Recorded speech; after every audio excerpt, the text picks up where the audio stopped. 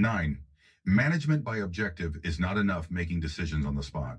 Some of my most valuable management techniques are not taught, even at American business schools. They train students in management by objective through 4 major steps: planning, organizing, leading, and controlling. I would add 2 more vital steps. A top executive should create and follow up. So there are 6 steps, not 4. Moreover, a big organization must have flexibility to adapt to changing situations and must make quick decisions. That's why I travel so much. Most of the countries I go to have big uncertainties and changes, so I like to make decisions on the spot, not from a report or analysis by others. And changes come much faster in business than they used to, thus requiring more concentration on innovation in economics, in politics, and in other areas. In developing countries where I do a lot of business, regulations often change. Sometimes they have money. Sometimes they do not. Exchange rates fluctuate widely. Many risks are greater than normal. If you delay a decision, it costs you. No can run this kind of business. You must know the total situation. In each country, you need to meet bankers, friends, government officers, and others to obtain total information, the full picture at that moment. Executives find it very hard to make decisions, sometimes when faced with many uncertainties. But business is more than making money. Losing less money is sometimes important too. A big company moves like a continuously rolling snowball. But when you're in a losing period, the healthy thing is managing to cut the losses. So I travel to get immediate, up-to-date information and make decisions on the spot. For example, when we first entered the Vietnamese market, I sent a survey team to study the possibilities for business in Vietnam. That gave me information. Then I went to see for myself to get confirmation of the information. During discussions, I spotted business opportunities like establishing a joint venture for making textiles. I suggested that rather than bringing in new equipment, we could use some of the idle spindles in Korea.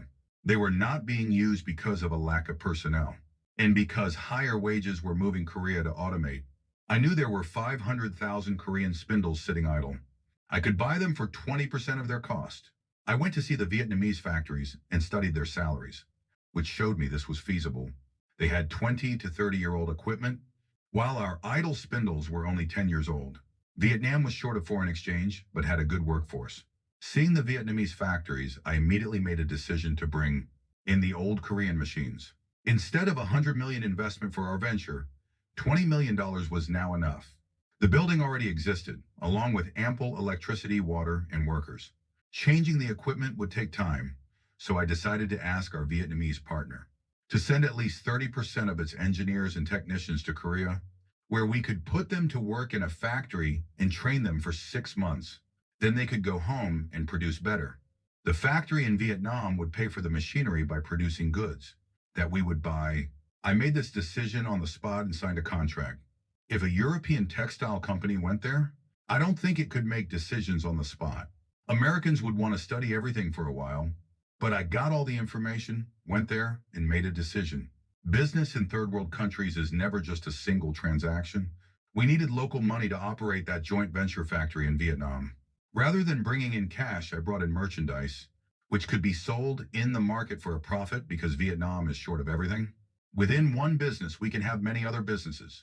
If we have too much local currency, we buy products to export and earn foreign exchange that way. This is the best thing to do when there's inflation in a country. If you go to a country and evaluate all the information, you can create other business on the spot. Many people might look at a country without money and figure that it's hopeless. They don't really see all the possibilities for creating business. I went into a joint venture in Burma to make television sets and radios, but many people couldn't see how. We could get foreign exchange to import the components. Domestic demand for consumer electronic products is strong in Burma. I earn a lot of local money, so we immediately decided to build a hotel. The hotel will generate foreign exchange. I can also buy rice and export it. To earn foreign exchange to pay for electronic components, others often see only the risk and do nothing. But I look for the possibilities. In Eastern Europe, every country has debt, and many businessmen say that it is ridiculous to try to do business there. I go there and see things differently. In Yugoslavia, for example, we are developing other opportunities by purchasing wheat.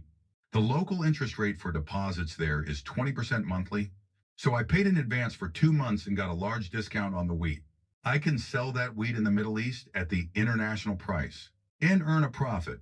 Other wheat shipments will be paid for by bartering our autos and electronic goods, on which we make a profit too.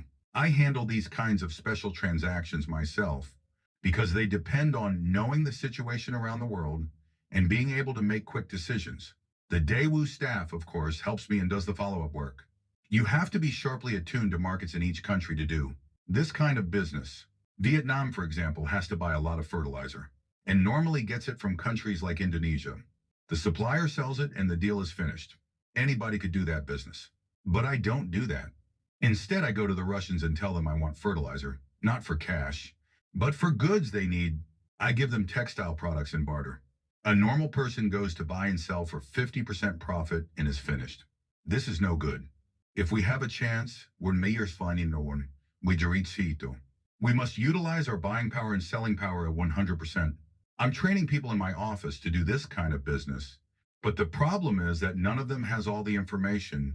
I have more information and unlimited ideas for using it. When I hear things during my travels, I can cook up these transactions. You cannot get this kind of information through messages or reading, but only through conversation.